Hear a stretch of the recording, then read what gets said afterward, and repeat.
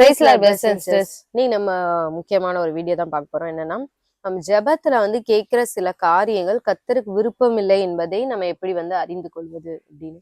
ஏன்னா இதை பத்தி நாங்க நிறைய வீடியோல முன்னாடியே பேசியிருக்கோம். முன்னாடி 4 வருஷம் முன்னாடி சேனல் ஆரம்பிச்ச புதுசுலாம் இந்த வீடியோஸா தான் வரும். அது என்ன அப்படின்ற பத்தி இந்த வீடியோல நம்ம விரிவா பார்க்கலாம்.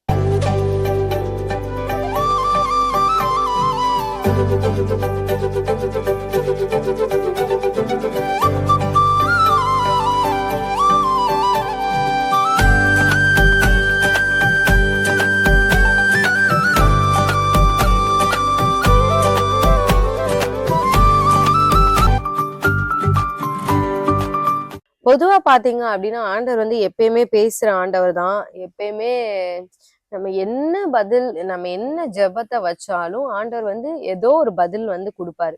ஆனா நிறைய நேரம் எப்படின்னா நம்மள மாதிரி வளன்னுலாம் ஆண்டவர் பேச மாட்டாரு. ஷார்ட்டா இது ஓகேனா ஓகே, ஸ்ட்ரெயிட் ஃபார்வர்டா ஆன்சர் சொல்லி முடிச்சிருவாரு ஆண்டவர். அந்த மாதிரி நிறைய பண்ணுவாரு. இது நம்ம புரிஞ்சு கொள்றதுக்கு நம்ம அறிவுக்கு சம்டைம்ஸ் நம்ம நினைக்கிறோம் நம்ம ஆண்டவர் என்கிட்ட பேச மாட்டேங்கிறாரு, எனக்கு கரெக்டான ஒரு ரெவலேஷன் கிடைக்க மாட்டேங்குது. நம்ம எஸ்ன்னு சொன்னா மட்டும் தான் ஆண்டவர் பேசுறாருன்னே நம்ம நிறைய நேரம் நம்ம நினைப்போம். ஆண்டவர் நோன்னு சொல்லியிருப்பாரு, இல்லெல்லாம் கொஞ்ச நாள் இப்போதைக்கு உனக்கு தேவையில்லப்பா, பிற்காலத்துல நான் தாரேன் அப்படின்ற மாதிரி வாக்குத்தத்தம் எல்லாம் பண்ணியிருப்பாரு. அதை ஏத்துக்கிற நம்ம மனசு இல்ல. அதனாலே ஆண்டவர் என்கிட்ட பேசலன்ட்டே இருப்போம். பைபிள்ல முக்கியமான ஒருத்தரோட இதை பத்தி நம்ம பார்க்க போறோம். ஏன்னா அவரு பயங்கரமா ஆண்டவருக்கு ஊழியம் பண்ண நம்ம நினைக்கிறோம். ஆண்டவர் நமக்கு மட்டும்தான் இல்ல, எல்லாருடைய லைஃப்லயுமே அந்த ஒரு இதை அவங்க கடந்திருப்பாங்க. வேற யாரும் இல்ல, மோசே தான். மோசே கேக்குறாரு. உபாகமம் 3ஆம் அதிகாரம் 23 பார்க்கலாம். காலத்திலே நான் கர்த்தரை நோக்கி, கர்த்தராகிய ஆண்டவரே, நீர் உமது அடியேனுக்கு உமது மகத்துவத்தையும் உமது வல்லமையும் உள்ள கரத்தை காண்பிக்க தொடங்கினீர். வானத்திலும் பூமியிலும் உம்முடைய கிரியைகளுக்கு உம்முடைய வல்லமைகளுக்கும் ஒப்பாக செய்யத்தக்க தேவன் யார்? நான் கடந்து போய் யோர்தானுக்கு அப்புறத்தில் உள்ள அந்த நல்ல தேசத்தையும் அந்த நல்ல மலையையும் லீபனோனையும் பார்க்கும்படி உத்தரவு கொடுத்தரலும் என்று வேண்டிக் கொண்டான். கர்த்தரோ உங்கள் நிமித்தம் என் மேல் கோபம் கொண்டு எனக்கு செவி கொடாமல் என்னை நோக்கி, போதும், இனி இந்த காரியத்தை குறித்து என்னோட பேச வேண்டாம். நீ பிஸ்காவில் கொடுமுடியில் ஏறி உன் கண்களை மேற்கிலும் வடக்கிலும் தெற்கிலும் கிழக்கிலும் ஏறெடுத்து கண்களினாலே அதை பார். அந்த யோர்தானை நீ கடந்து போவதில்லை. நீ யோசுவாவுக்கு கட்டளை கொடுத்து அவனை திடப்படுத்தி பலப்படுத்து. அவன் இந்த ஜனங்களுக்கு முன்பாக கடந்து போய் அவனே நீ காணும் தேசத்தை அவர்களுக்கு பங்கிட்டு கொடுப்பான் என்றார். அதாவது மோசே மாதிரி பக்கத்துல உட்கார்ந்து ஆண்டோட பேசுறவங்க யாருமே இல்ல. மாதிரி மோசே மாதிரி உண்மை இல்லவன் எங்கேயும் என் வீட்டுல கிடையாதுன்னு ஆண்டவரே சொல்லியிருக்காரு. மோசேக்காக கூட பிறந்தவங்களை அடிச்சாரு ஆண்டவர் குஷ்ரோகத்தினால. அந்த அளவுக்கு மோசே நேசிச்ச ஆண்டவர் தான் அவர் செஞ்ச ஒரு தவறுக்காக கானானே வேண்டாம் அப்படின்னு சொல்ற அளவுக்கு ஆண்டவர் ஒரு பனிஷ்மெண்ட் மாதிரி கொடுக்குறாருன்னா அதுக்கு பின்னாடி ஒரு இது இருக்கு. ஏன் அப்படின்னா, பொதுவா பிசாசுக்கு குரூப்பா, அதாவது சாதாரண மக்களை விட அந்த லீடர்ஸ் அவங்க மேல பிசாசுக்கு எப்பயுமே ஒரு தனிப்பட்ட ஒரு கண்ணு இருக்கும். அது ஏன்னா மோசேக்கு பயங்கரமான ஒரு அனாயிண்டிங் ஆண்டவர் வச்சிருந்தாரு. அந்த நேரத்துல இவர் செஞ்ச ஒரு பாவம் என்ன செய்யும் அப்படின்னா, இப்ப பேசாது, அது இறந்ததுக்கு அப்புறம் நிச்சயமா அங்க நிக்கும். அத ஆண்டவருக்கு தெரியும். மோசேட்ட ஆண்டவர் இல்ல, இந்த கானான் உனக்கு கிடையாது, நீ ஜஸ்ட் வேணா என்னை கொடுமுடியில ஏறி அதை வேணா பாத்துக்கோ அப்படின்னு சொல்றாரு. ஆனா நீ இது பார்க்க வேணா செய்யாதபடி மித்தபடி நீ கடந்து போறது இல்லைன்னு. ஏன் ஆண்டவர் இத அந்த ரெக்வஸ்ட் அவர் பயங்கரமா ஆரம்பிப்பாரு. ஓப்பனிங் எல்லாம் பாத்தீங்கன்னா, ஆண்டவரே உங்களது மகத்துவம் வல்லமை உங்க கிரியை இதெல்லாம் ஒப்பானது யாரு அப்படிலாம் சொல்லிட்டுதான் ஆரம்பிப்பாரு. அந்த பிரேயரையே ஆரம்பிப்பாரு. நீங்க எனக்கு பாத்திரக்கு இது பண்ணுங்க அப்படின்ட்டு. ஆனாலும் ஏன் மோசேக்கு ஆண்டவர் கொடுக்கலன்னா, பைபிள்ல ஒரு வசனம் இருக்கு, நீதிமொழிகள் 11:31 இருக்கு. இதோ நீதிமானுக்கு பூமியிலே சரி கட்டப்படுமே, துன்மார்க்கனுக்கும் பாவிக்கும் எத்தனை அதிகம். ஆண்டவர் நீதிமானுக்கு என்ன செய்யறாரா, பூமியில சரி கட்டுதல்ன்ற வார்த்தைக்கு என்னன்னா, அந்த பாவத்துக்கு ஈக்குவலான ஒரு பனிஷ்மெண்ட் கொடுத்து அதை நமக்கு சரி பண்றாரு. இந்த இடத்துல மோசே கொடுக்க கூடாதுன்னெல்லாம் கிடையாது. ஆனா அவர் செய்த பாவத்து நிமித்தம் பின்னாடி பிசாசு ஆர்கியூ பண்ணுன்றது ஆண்டவருக்கு ஏற்கனவே தெரியும்.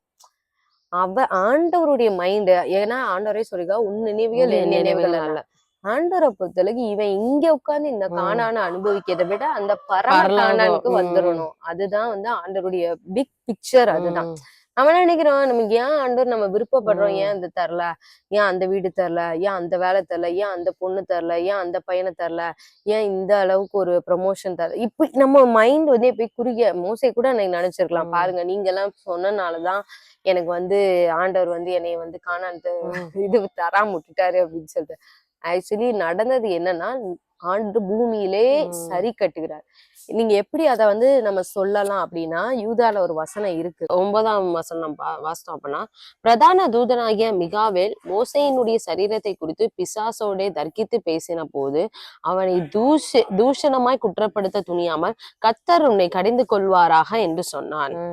இந்த இடத்துல வந்து இது வந்து நடக்கும் அப்படின்றது ஆண்டவருக்கு முன்னாடியே தெரியும். எப்படினாலும் பிசாசு வந்து மோசையுடைய சரீரத்துக்காக வருவான், ஏன்னா அவன் செஞ்ச அந்த பாவத்துக்காக வந்து வருவான் அப்படின்னு சொல்லிட்டு தெரியும். அதனாலதான் ஆண்டவர் வந்து அங்கேயே சரி கட்டுறாரு.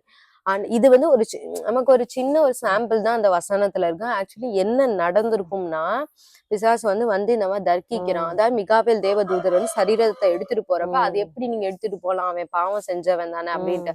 ஆனா ஆண்டவர் அந்த இடத்துல சொல்லியிருப்பாரு, இல்ல, நான் அவனுக்கு வந்து பூமியிலே நான் சரி கட்டிட்டேன், நீதிமானுக்கு பூமியில சரி கட்டப்படும், அவனுடைய தண்டனையே நான் கானானுக்கு போகாம நான் இது பண்ணிட்டேன்ல, அப்புறம் என்ன அப்படின்ற மாதிரி ஆண்டவருடைய அந்த இடத்துல நம்ம இதெல்லாம் நம்ம வந்து புரிஞ்சுக்கணும். எழுதி வைக்காட்டினாலும் நம்ம வந்து இதெல்லாம் வந்து புரிஞ்சுக்கணும். ஆனா இந்த அறிவு வந்து நமக்கு ஆண்டவர் வந்து ஜெபத்தை கேட்கல அப்படின்றப்ப நமக்கு வந்துடணும். ஒரு சில நேரம் பாத்தீங்கன்னா, இப்ப நானே என்னுடைய லைஃப் திரும்பி பார்த்தா ஒரு சில ஜெபம் வந்து ஆண்டவர் எனக்கு பதில் வேண்டான்னு சொன்னதுக்கு நான் இப்பயும் நான் நன்றியாதான் இருக்கேன். ஆண்டவரே, அன்னைக்கு மட்டும் அதை தந்திருந்தேன்னா இந்நேரம் என் லைஃப் வந்து வேற மாதிரி போயிருக்கும். அதனால நான் வந்து ரொம்ப வந்து நான் நன்றியா இருக்கேன். அந்த நேரத்துல வேணா ஒரு வேதனையா இருக்கலாம். மோசேக்கு நிச்சயமா ஒரு எப்படி சொல்றது, நான் யோசுவான்றது சும்மா ஜஸ்ட் ஒரு காலுக்குள்ளேயே சுத்திட்டு இருந்த ஒரு பையன், அவ்வளவுதான். அத்தனைக்கும் ஆரோன் கூட வரல, அந்த அடுத்த பங்கிட்டு குடுக்குற அந்த சன் ஆரோன் கூட வரல. யோசுவா வந்து சும்மா இருந்த பையன் மாதிரிதான். அந்த பையனுக்கு கிடைச்ச ஒரு இது கூட எனக்கு கிடைக்கலையே அப்படின்ற மாதிரி மோசை கூட நினைச்சிருக்கலாம். ஆனாலும் ஆண்டவர் பார்த்தது வந்து பெரிய பிக்சரை தான் பார்த்தாரு. இந்த மாதிரி குறுகிய மைண்ட் செட் எப்பயுமே ஆண்டவர் கிடையாது. அதனால ஃபர்ஸ்ட் எடுத்தோடனே நம்ம தெரிஞ்சுக்கணும், ஒரு சில பாவங்கள் நிமித்தம் நம்மளுக்கு ஒரு தண்டனை வந்துச்சு, நம்ம ஜெபம் கேட்கப்படலை அப்படின்னா, சரி நான் எவ்வளவோ ஆண்டவருக்காக பெருசா செஞ்சிருக்கேன், இந்த ஒரு சின்ன பாவத்துக்காக எனக்கு நீங்க இவ்வளவு பெரிய தண்டனை தரணுமா அப்படின்னா, அதான் சரி கட்டப்படுதல். தாவீது ராஜாவுக்கும் அது நடக்கும். அந்த பத்சேபாளோட பாவம் பண்ணிடுவாரு. பாவம் பண்ணதுக்கு அப்புறம் பாத்தீங்கன்னா, அந்த பிள்ளைக்காக உட்கார்ந்து ஆண்டவர் சமூகத்துலதான் உட்கார்ந்து இருப்பாரு. உட்கார்ந்து எப்படியாவது அந்த பிள்ளையை காப்பாத்துங்க அப்படின்ற மாதிரி உட்கார்ந்து இருப்பாரு. அழுந்து 7 நாளுக்கு மேல சாப்பிடாம உட்கார்ந்து இருப்பார். பிள்ளை இறந்ததுக்கு அப்புறம் ஆண்டவருடைய தீர்ப்பு, ஆண்டவரும் வந்து அதனால அவருக்குமே தாவீது ராஜாவாவே இருந்தாலுமே அந்த இடத்துல அவர் தப்பு பண்ணாருன்னா அவருக்கு அந்த இடத்துல பிள்ளை அவருக்கு வந்து அளிக்கப்பட்டதுதான். அது ஒரு சரி கட்டுதல் தான் ஆண்டவருக்கு. ஆனா ரொம்ப பிடிச்சமான ஒரு மனிதன், என் இருதயத்துக்கு ஏற்றவன் ஆண்டவர் சொல்லுவாரு. இந்த மாதிரி ஆண்டவருக்கு பிடிச்சமான சில மனிதர்களுக்கு கூட ஆண்டவர் எல்லா நேரம் விண்ணப்பத்தை வந்து நிறைவேற்றல. ஏன்னா அவங்களுடைய பாவத்தை சரி கட்டப்படணும். அதுக்காக தான் ஆண்டவர் சில டைம், ஐயோ இவன் எனக்கு ரொம்ப பிடிச்சிருக்குப்பா, நம்ம இவனுக்கு கிரேஸா இரக்கமா விடுவோம் அப்படிலாம் கிடையாது ஆண்டவர் பார்வையில. ஏன்னா ஆண்டவரே இரக்கமா இருக்கனால அங்க இருந்து பிசாசு வந்து நம்மள வந்து ஆர்கியூமெண்ட் பண்ணிருவான். அதுக்காகவே ஆண்டவர் வந்து ஓகே, என் பிள்ளைக்கு ஒன்னும் பிரச்சனை இல்லை, என் பிள்ளைக்கு இதை விட நான் பெரிய பெரிய ஆசீர்வாதம் நான் வச்சிருக்கேன்னு சொல்லிட்டு ஆண்டவர் வந்து பூமியில ஒரு சில இதை வந்து சரி கட்டுறாரு. அவ்வளவுதான். பூமியிலதான் ஒரு சில ஆசீர்வாதங்கள் நம்ம குறைவுபட்டிருக்குமே ஒழிய பரலோகத்துல கிடையாது. அந்த இமேஜினேஷனுக்கு நம்ம வந்துடணும். ரெண்டாவது, ஒரு சில நேரம் எதுக்காக அப்படி ஆண்டவர் இது பண்ணான்னா, ஒரு சிலது நம்ம கர்த்தருடைய வார்த்தைக்கு நம்ம வந்து ஆக்சுவலி நமக்கு அந்த வசனங்கள்லாம் தெரியாம கூட இருந்திருக்கும். தெரியாம நம்ம என்ன பண்ணுவோம்னா, ஆண்டவர்கிட்ட நம்ம திருப்பி திருப்பி அதே கேட்டுட்டே இருப்போம். அது வந்து ஆண்டவருடைய வார்த்தைக்கு விரோதமானதா இருக்கும். நம்ம ரொம்ப டீப் நாலேஜா வந்து நமக்கு பைபிள்ல வந்து தெரியாம நம்ம வந்து உட்கார்ந்து கேட்டுட்டே இருப்போம்.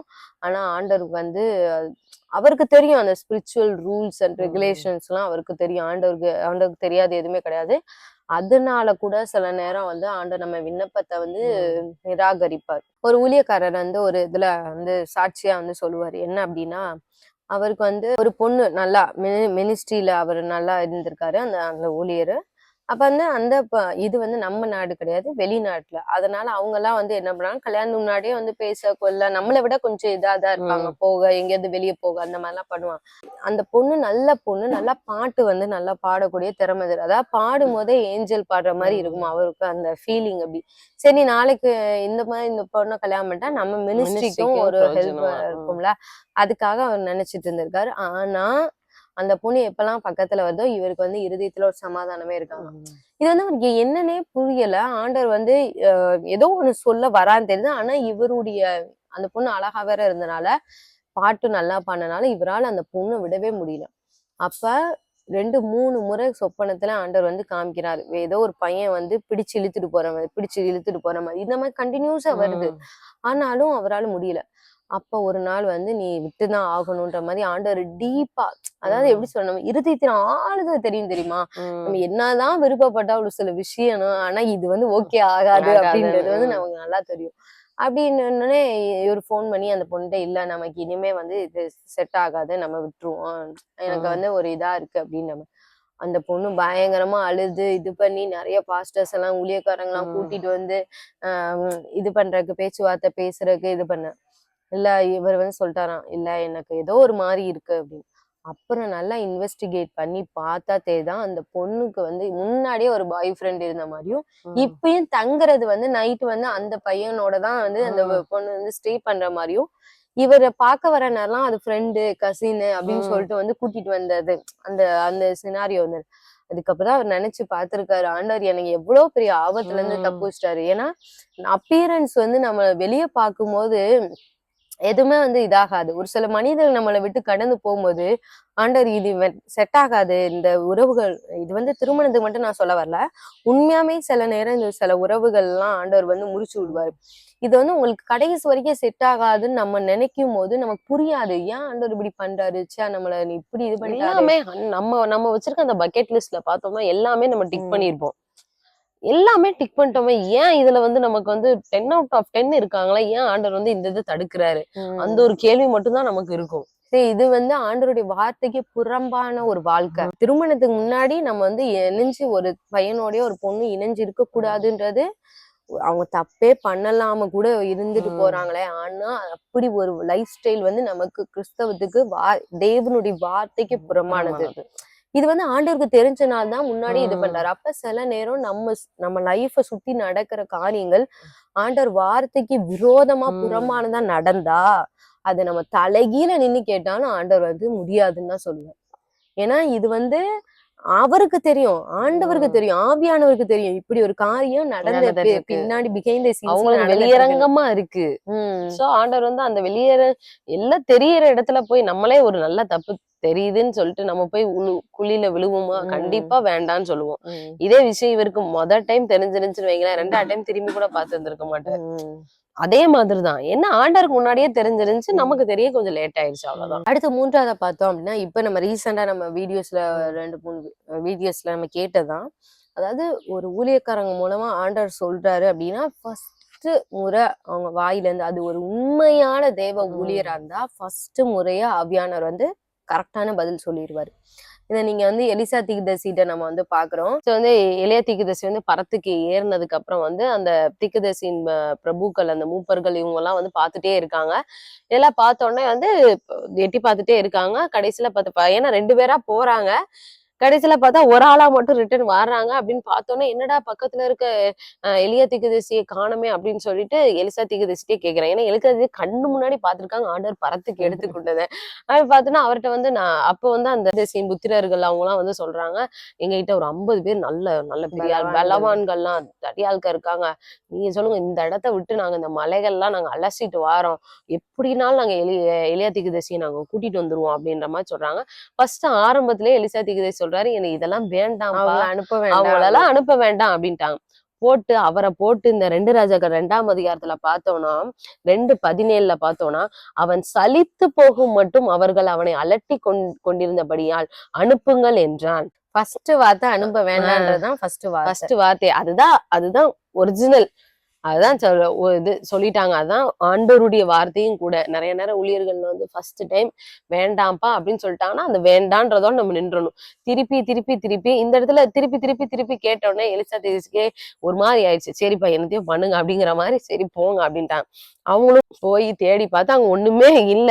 அடுத்த வசனத்தெல்லாம் படிச்சு பார்த்தோம் அப்படின்னா வந்து உங்களுக்கு தான் நான் அதெல்லாம் போக வேண்டாம்னு சொல்லவே இல்லையே நான் தான் சொல்லவில்லையா அப்படின்னு வந்து அவர் கேட்கிறாரு.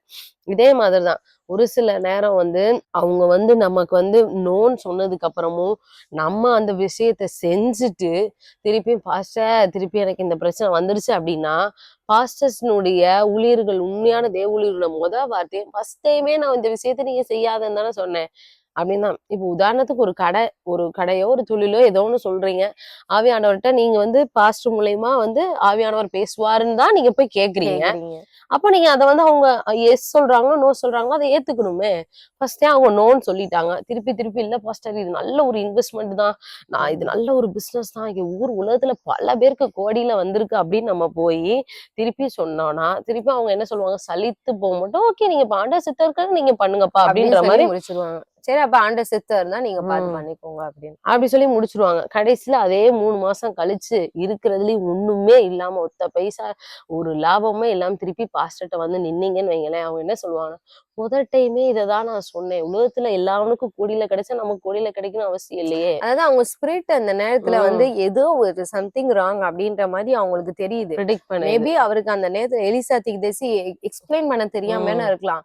இல்லப்பா அவர் போயிட்டாரு, அவருடைய மேண்டில் அந்த அந்த சால்வை எனக்கு இப்ப வந்துருச்சு, அந்த டிரான்ஸ்பர் அனாயிட்டிங் வந்து டிரான்ஸ்பர் ஆகி வந்துருச்சு, அவர் வர வாய்ப்பே கிடையாது. அத வந்து எக்ஸ்பிளைன் பண்ற அளவுக்கு எலிசா தீர்க்கதரிசிக்கு அன்னைக்கு பொறுமை இல்லையா, இல்ல அது என்னத்தை எக்ஸ்பிளைன் பண்ணி உங்களை புரிய வைக்க அப்படின்னு நினைச்சாரான்னு தெரியல. ஆனா அதே மாதிரிதான் சொன்னாரு, ஊழியர்களுக்கு வந்து அந்த அந்த ஸ்பிரிட்ல அவங்களுக்கு தெரியும் இது ஒத்து வராது, இந்த இந்த தொழில் ஒத்து வராது உங்களுக்கு, இல்ல இந்த அலைன்ஸ் ஒத்து வராது, இல்லைன்னா இந்த காரியம் நீங்க தொடங்க போறது இது வந்து என் ஸ்பிரிட்டுக்கு வந்து இது சரியா படல அப்படின்றது அவங்களுக்கு நல்லா தெரியும். அதனாலதான் அவங்க அந்த ஃபர்ஸ்டே அந்த வார்த்தையை வைக்கிறாங்க.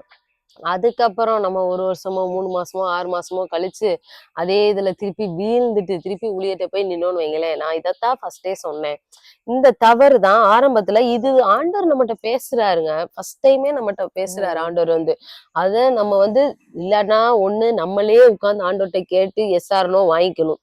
நம்ம ஒரு சில நேரம் நமக்கே அது ஒரு மாதிரி இருக்குன்னு தான் கன்ஃபர்மேஷன் தான் ஊழியர்கள்ட்ட போறோம்.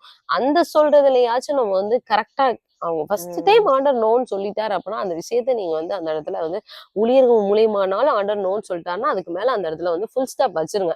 அது ஒரு 4-5 ஊழியர்கள் நீங்க சொல்லி அவங்க அது முடியல, அது வந்து எனக்கு சரியா படலன்னு சொல்லிட்டா அது தேவனுடைய வார்த்தை தான். நீதிமொழிகள் 24:6 ஒரு வசனம் இருக்கு, நல் யோசனை செய்து யுத்தம் பண்ணு, ஆலோசனைக்காரர் அநேகரால் ஜெயம் கிடைக்கும். நிறைய பேர் வந்து எல்லாம் முடிஞ்சதுக்கு அப்புறம் எனக்கு அன்னைக்கே 4-5 ஊழியக்காரங்க சொன்னாங்க, எனக்கு அன்னைக்கே தெரிஞ்சாங்க, சபையில அநேகர் சொன்னாங்க, நான் கேட்கல அப்படின்னு சொல்லி இப்ப வந்து புலம்புறத வந்து நாங்க நிறைய பார்த்திருக்கோம்.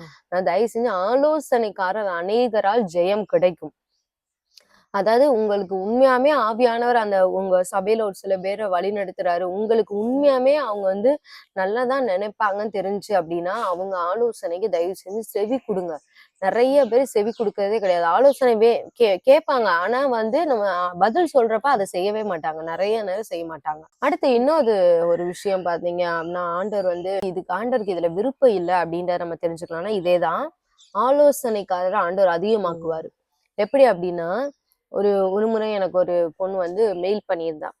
அப்ப சொன்னா, அக்கா எனக்கு வந்து அலைன்ஸ் பார்த்துட்டு இருக்காங்க, நல்ல பையன், எங்க சபையிலே எனக்கு தெரிஞ்ச அந்த பையன் தான் வாலிப பையன், நல்ல பையன், அவங்க வீட்டுல எல்லாம் பிடிச்சிருச்சு, ஆனா எங்க அப்பா அம்மாவுக்கு வந்து அவங்களுக்கு ஏதோ ஒரு நெருடலா ஃபீல் பண்றாங்க, அதனால வந்து வேண்டாம் இது வேண்டாம்னு சொல்றாங்க. ஆனா எனக்கு வந்து அந்த பையன் மாதிரி ஒரு ஸ்பிரிச்சுவலான பையனை நான் பார்த்ததே இல்லை, நல்ல பையன் அப்படின்னா. அப்ப வந்து பெருசா இருந்துச்சு அந்த மெயில்.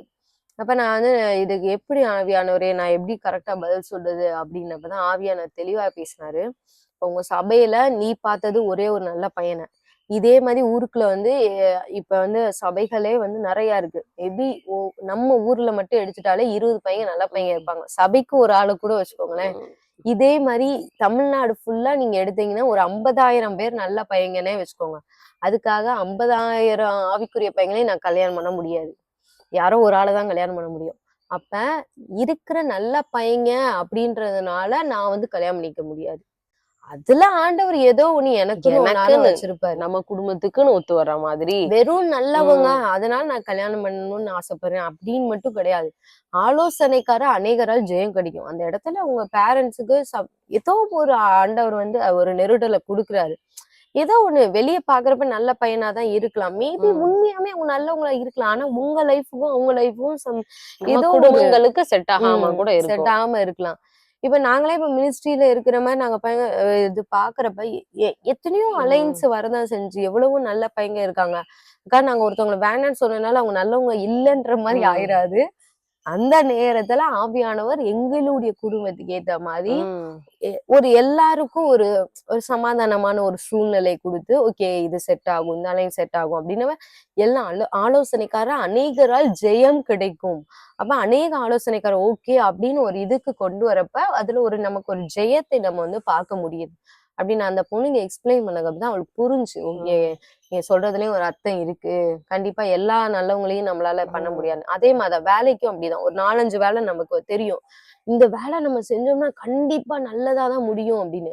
அதுக்காக ஊர்ல உள்ளவங்க எல்லாருமே சக்சஸ் ஆகதான் செய்யறாங்க. அநேக சக்சஸ் ஆகுறாங்க. ஆனா எல்லாம் நமக்கு நமக்கு செட் ஆகுமா? நம்ம குடும்பத்துக்கு நமக்கு இருக்கிற நாலேஜுக்கு செட் ஆகுமா?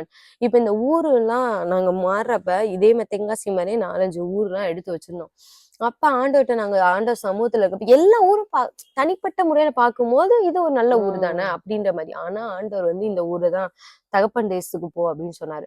அப்ப அதுல ஒரு அர்த்தம் இருக்கு. எதுக்குன்னா அந்த ஒரு சில காரியங்கள் இருக்கு. ஆண்டவர் தகப்பன் தேசத்துக்கு போன்னு சொல்லி எங்களை அதுக்கு அப்புறம் அனுப்புனதுக்கு தான் நிறைய நாங்க வந்து ரெவலேஷன் வந்து பெற்றுக்கொண்டோம். எங்க குடும்பத்துல இருக்க நிறைய ரகசியங்களையே நாங்க வந்து நிறைய பெற்றுக்கொண்டோம். இதை நாங்க அங்க இருந்தோம்னா இதை யோசிச்சு கூட பார்க்க மாட்டோம். அதனால அதுக்கு பின்னாடி ஒரு சில காரியங்கள் இருக்கு. இதெல்லாம் தெரிஞ்சு கொள்ளும் போது ஆண்டவர் நமக்கு எதுக்காக நோன்னு சொல்றாரு, ஏன் நமக்கு இந்த காரியத்துல ஆண்டவர் ஒரு விருப்பத்தை தெரிவிக்க மாட்டேங்கிறாரு அப்படின்றத புரிஞ்சு நம்ம நடந்து கொள்ளும் போதுதான் ஒரு மெச்சூரிட்டி லெவல் வந்து நமக்கு அதிகமாகுது. அதை நம்ம புரிஞ்சு கொள்ளணும். நம்ம ஏத்துக்க மனப்பக்குவம் வந்துக்கணும். ஆண்டவர் வந்து எல்லா நேரமே மண்டே அசைக்கவே மாட்டாரு. ஆண்டவர் நோன்னு சொன்னாலும் அது ஆண்டவர் பேசுற வாக்குதான். அந்த மனநிலைக்கு நம்ம வந்துட்டோம்னாலே நிறைய பிரச்சனைல இருந்து நம்ம தப்பிச்சுக்கலாம். ஏன்னா நிறைய நேரம் இது ஏத்துக்க நம்ம மனிதனுடைய மனது வந்து யார் நார்மலாவே ஒரு ஹியூமனே ஒருத்தவங்க ஒரு உதவி கேட்டு அவங்க செய்ய மாட்டோம்னா நம்ம மனசு வந்து ரொம்ப வலிக்கும். நோன்னு சொல்லிட்டாலே எஸ்ன்னு சொல்லும் போது எவ்வளவு ஒரு சந்தோஷம் வரும். ஆனா நோன்னு சொல்றத நார்மலாவே ஏத்துக்காதுதான். ஆனா நம்ம ஆண்டவர் வந்து நோன்னு சொல்றாருன்னா நம்மளுக்கு பின்னாடி ஒரு பெரிய பிக்கர் பிளான் இருக்குன்னு நீங்க நினைச்சுக்கோங்க.